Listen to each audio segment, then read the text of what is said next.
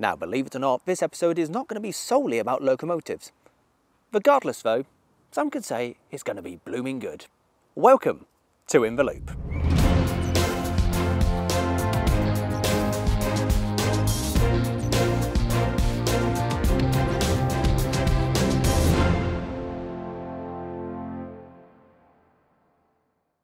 Well, hello folks and welcome to the Watercress line, and yes, today's topic is a little bit more on the horticultural side of things, but we'll show you just how important that is. But before we go anywhere, it's an In the Loop episode, so it's time for a quick fire look around the railway to see what's been happening in the past month.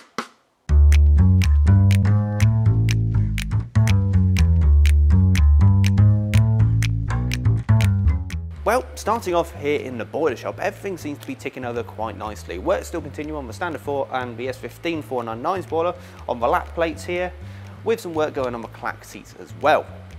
Now, most of the work has been concentrated on Kilmerston. Since we last saw Kilmerston, the tubes on the inside have been expanded to make it watertight. Bits on the outside have been tooled in to make it watertight from the outside point of view. The boiler's been hydraulically tested, and you may be wondering where it is. Well, it's here. As we mentioned, it's had its hydraulic test, so the next stage is the steam test, which is happening right now. Out of the frames, the boiler inspector is going to be down in a bit, and he's going to be wanting to see the boiler in steam, structurally sound. While they're here, they're also taking the opportunity to do a few extra jobs. Ed behind me is currently putting on the expansion brackets. Now, the way you'll do with metal expanding in boilers is you fix it, but you only fix it out at the front. The back of the boiler expands into the frames along the expansion brackets. Now, assuming this all passes, the next stage will be to completely drain this down, put it back in the frames and essentially start plumbing it all together. After that, the locomotive will be tested once again to make sure it functions as should be, and then it'll be back in service. Of course, we're filming this during the heat wave, so all of that might have already happened. You folks, in relative terms, are in the future. Now, with regards to the cab and the saddle tank, well, the repaint and cosmetic work is coming along nicely. As we can see, we've gone away from the blue colour to a more green, and there's a very good reason for that. But on that time will tell. Over in the carriage works, the kitchen car is coming along beautifully. As you can see, it's transformed quite a bit since we last saw it, and is now a beautiful shade of southern green. There's a bit more finishing work to do. Inside the kitchen, the interior fit-out is going well, so hopefully it won't be too long before we see this in traffic. Now, some eagle-eyed viewers of you may have noticed that for a while we haven't actually done much on this 08377, and that's because it's been away at the South Devon Railway, having its wheels turned. Now, this has all culminated in 10 months of work, doing a lot on the engine and also the ancillary bits, everything that makes that locomotive move. On the back end, they had a new cab, a new back, and also the chevrons on the back. Now, these are being painted based off a photo from when this was based at Lara Depot in Plymouth. A nice homage to where the shunter used to be. Of course, we had our diesel gala, so aside from our fantastic fleet, we had a huge number of visitors, and some really interesting ones. From the battery and third rail operated MLV motor luggage vans to 2 EPBs, and of course, 66415. You are never alone. And interestingly, when it hauled passenger trains here, that was the first time that locomotive has ever done so. It was also an ideal opportunity to get a ride behind 47579 James Knightle GC after that immense engine overhaul, which we saw about in the last episode. And if you haven't watched that already, have a watch. It's a full inside and out, and my God, it is detailed. It was also an opportunity to get a ride behind lots of our shunters, giving breakdown rides between Ropley and Alresford. So, it was certainly a cracking weekend. Now, if you would like to see some more of our gala highlights, then the video's already been posted. Check out our page, where you'll see some more fantastic clips taken from the line side. Now, one noticeable absentee from the gala was this beastie, 50027 Lion. And the reason is this has been out of service for a while. There's been a power to earth fault that's been traced back to the main generator. And essentially what this means in real terms is that generator is going to need to come out and go for specialist inspection. Now, the railway can do the removal in-house, but it is a time-consuming and expensive job for the whole shebang. So the guys have set up a fundraising page to try and gain £7,000 to help pay for this, and also they are selling merchandise, so we'll put a few links in the description. So if you are willing to chuck a few quid their way, they'll be very much appreciative, and hopefully it won't be too long before we can start work on this and eventually get it back into service. Since we're talking about galas, at the end of June the Miniature Railway hosted their Steam Gala with 2 visiting steam locomotives, Royal Scot visiting from the Hastings Miniature Railway and the Monarch visiting from the Eastleigh Lakeside Railway. They worked the weekend top and tailed, and it was brilliant to see these locomotives tackle the steep gradients they have here. Last time we looked at an update for 75079's tender, and I'm delighted to say, here it is. Covered in beautiful primer at the moment. There's a few more jobs to do in the plumbing side of things, but the interior bulkheads are done, and it's progress like this that makes that locomotive coming back into steam all the more real. With regards to day-to-day running, the timetable has now switched over to a more regular service, so each train will do 3 round trips from both ends. Now, this can mean occasionally you might be tempted just to stay on the train, but that's not the best way to explore the railway. So to help you guys out, we've launched a journey planner on our website, and all you have to do is select whether you're starting at Alton or Alsford, and we give you a suggested guide of how to make the most of your day. To find this journey planner, all you have to do is go onto watercrestline.co.uk for more information. The 9th of July 1967 marked the end of steam on the southern region. Of course, a big deal at the time, so when the event came round again this year, there were rail tours on the main line, one notable one hauled by Clan Line during the trip down to Weymouth. And of course we wanted to show our appreciation as well. Now we don't actually have any Bullied Pacific running at the moment, but that didn't stop us fitting our standard 4 with one of their whistles to mark the occasion.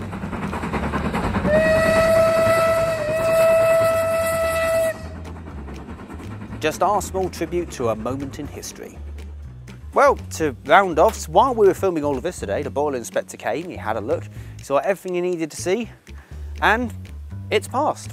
So now the next stage will be to cool this down, drain the boiler out, get it back in the frames, and essentially start plumbing it together. It will then have various tests to make sure everything functions correctly, and soon it'll be back running in steam. Well, it certainly has been a busy month, and it'd be great to see the locomotive join us back on the fleet, albeit with a slightly different alias. Now onto the main part of the story today, and that concerns looks. Wherever you go, the first bite is with the eye, quite literally in some places.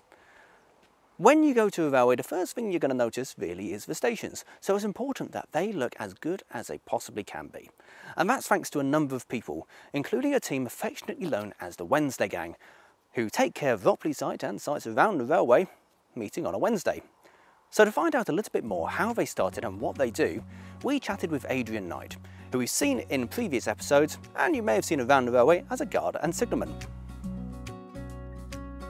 The Wednesday Gang, you're sort of in, there's 2 parts to it, isn't there? That's correct, yes. So we've got a group who do painting, and they do the painting on Thursday, so they're not really the Wednesday, but then there's the Wednesday Gang who do the gardening. So it's all joined together, it's called Ropley Site Care. So you could say gardening Wednesdays and painting and restoration on Thursdays.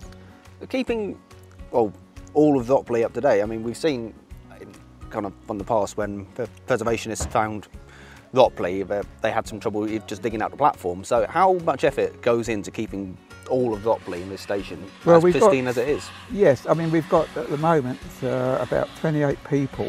Some might come once a month, some come every week, some do 2 or 3 hours, some do a bit more, which is okay because the average age is about 73, 74 now. And you know, as you get a bit old, you can't produce quite as much as you used to, but we've got 20 odd people just for the gardening side and a further sort of 8 or 9 for the painting. So one way and another, we can maintain the station in quite good condition because there's enough of us to do it. If you look around here, for argument's sake, the painters, they've just done the inside of the bridge over the last year or so, also the balustrades going up to the bridge. And one of the big painting jobs here, we've got something like 250 fence panels, as you can see them, and they take a lot of work in keeping them looking in good condition. And we've also got a lot of these seats. I think, what have we got, about something like about 16 of these seats one way or another, and they all have to be stripped down and repainted because of the subject to the weather and all the rest of it. So there's loads to do in that front. And we've got various gardens all over the place here now, because what's actually happened in the past, as the numbers grew, we found the best way for people to have a great interest in what's going on is to let them build their own gardens in effect and maintain them. So virtually all the gardens here are actually allocated to certain individuals, and quite a few of them actually created those gardens themselves. Oh, brilliant! I didn't realise. I assumed it was a spec of what they had to do, but actually being able to release that creativity does give you a nice sense of pride. Well, that's right, because people, if you give them ownership of what's going on, then they'll do better at it, and it's more interesting for them. And there's a sense of achievement if they've created something out of nothing, which a lot of them have here, which is rather good. I say it really does show. I mean, for example, the path going down past the coal dock, yes, is absolutely stunning, and you can tell they're putting trees in to kind of grow up to hide the containers. Yes, but it will look absolutely stunning. Well, those two were a great achievement. The one nearest the workshop, that was created by a chap called Michael, and who actually works in the carriage and wagon workshop as well. Oh, blimey. And he said to me one day, he said, "Oh, it's all that old rubbish along there." He said, "Do you think I could turn that into a garden?" I said, "Well, have a crack at it, you know." And he's done a marvellous job there of doing that, and he maintains that. But he doesn't spend all his time doing that, because sometimes he's doing restoration of coaches in the carriage and wagon shop as well. And then the next garden further down, again, a chap who joined us about 3 or 4 years ago, he said, "Oh, there's a lot of a mess there with old wheels and goodness knows whatever. Do you think I could create a garden like Michael's created?" I said, "Well, have a crack at it and see what you can do." And so you know, it brings out people's interest and and that sort of thing. And so it's brilliant. It's like a spontaneous gardener syndrome. Kind of place I want to make a garden. Well, that's right. I mean, we've got to be a bit careful, because if we create too many flower beds, we may reach the stage where we haven't got enough people to maintain them. And that is what the danger is. But we haven't had any trouble like that until now, because we can usually, pick 1 or 2 people up every year, and they usually stay for quite a long time. So yeah, so it runs fairly well like that. So I suppose, as I should ask, do you have your own personal garden, or do you just take the whole station with you? No, my one is this one here, because I actually created this one here. It used to be an old back garden to the house, and the one outside the front of the station. Those are mine, and there's a well round there, and I do the garden round the well. So those are mine, but different people have got different areas that they've created, and they still look after them. Perhaps if somebody does leave, then we'd ask somebody else to take over that particular garden and see how we go. So yeah, so it works very well. The Wednesday gang, apart from being in charge of kind of all of, say, the horticultural side, how did it actually come about? Well, about 30 years ago, there was a chappie here, a very well-respected volunteer on the station. He formed a little group of station staff, about 3 or 4 people, to start trying to keep the place looking tidy. And it all really started from that. When I came here 25 years ago, there was about 10 of us, and it's gradually expanded over the years. So as I say, we've got about getting on for 30 people now to do the work. But as I said before, is that in terms of getting the work done on the gardening side, if you give people projects to do and they love doing it and make a success of it, then everybody gains. The railway gains, we gain, and everybody has a good time, and then people can see what the result is from their work. And the whole idea really is to make sure that the station is presentable to the customers. So there's something here that they can see that looks nice and really, helps enhance the railway and the activities that go on. I was thinking, when you go anywhere, the first bite really is with the eye. So you need something welcoming, somewhere where you can sit down. Well, funny you should say that. We've got 2 people who generally work together, Wendy and Cliff, and they said to me, that bit outside the level crossing, it looks an absolute mess. There's lots of old grass and rubbish and stuff like that. Do you think we could do something about it? I said, we'll have a crack at it, And they've built, I've just finished, they did that last year. They built a garden, because they said, what an impression people get walking up that hill, seeing all that old junk and rubbish there, and where we could create something that appears welcoming. And that's what they've done. And the fact that the plants are gradually building up now, because most of the plants here are people, we've grown them ourselves, or we donated them and that sort of thing. So that's a good illustration of, of people doing their own little bit of work and their own garden and maintaining it. I'd say it's effective, because it really does enhance the whole station. Yeah. So the chap who started it, I'm thinking, was it Arthur Blake? Arthur Blake, yes. He worked on the station. I think he was station master and guard at some point or other as well. And he was quite an inspiration actually, and it's one of the reasons that I do it is because of him, quite honestly, because we never let the station get into a state, and the main thing is he was quite an inspiration in that way. And he was also one of these people, the railway's always been tight for money, and Arthur, he was the sort of chap who would waste nothing, and we used to go over there, get pallets and take the woods to pieces so that we could use the wood. We still do some of that now, but even straighten the nails out so they could be used again, because there was no money to do anything. So, yes, so he's a great character. After he died, to commemorate his work here, was named Blake's Crossing, after Blake, yeah. Very fitting. So aside from the gardens, dotted around most of the railway, except for obviously Ropley is the biggest one, the topiary. Yes. Do you have any guidelines on how to do that? Do you occasionally kind of miss and accidentally take out a bit, thinking, oh, that's going to take you 10 months to regrow? No, there's a general pattern to these. These are yew trees, okay, and they're particularly good for topiary. And generally speaking, they need to be trimmed. I should be doing it within the next month now, because there's quite a lot of growth on this. And then probably a retrim round about the end of August, because you don't trim them during the winters, it doesn't do them any good. The actual shapes are already here. These topiaries aren't all that old. I suppose they must be about 30, 40 years old. The ones down the other end, the tall ones, they're well over 100 years old. Yes, there's quite a lot of photos that show Ropley yes, Old Station. Yeah, and they're getting very high, and we're lucky. The chap who maintains them, he used to work on the giant cranes in Southampton docks, so he doesn't mind going up the ladder to do it. But we've now reached the stage, there's one there with a big bird on the top. It's too dangerous to do, and we have to wait until the S&T people, I've got a cherry picker when they're doing repainting signals and stuff like that, and ask them if they just pop in here for half a day while a bloke goes up the top and trims the bird on the top. So that is something I actually never thought about. Modern day stuff.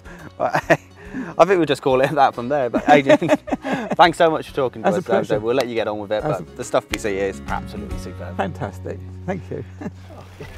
And my friends, that was the Wednesday Gang, a team of dedicated individuals who look after the station and really make it pleasant to be on. Now, as I mentioned earlier, we're filming this in the middle of a heat wave. Currently got no steam running, we don't want to set fire to half of Hampshire. And I've walked past this water tower about 8 times today. So really there's only one way to end this. So guys, thank you so much for watching. Don't forget to hit that like and subscribe button. And we'll see you next time. It's going to go really well or really badly.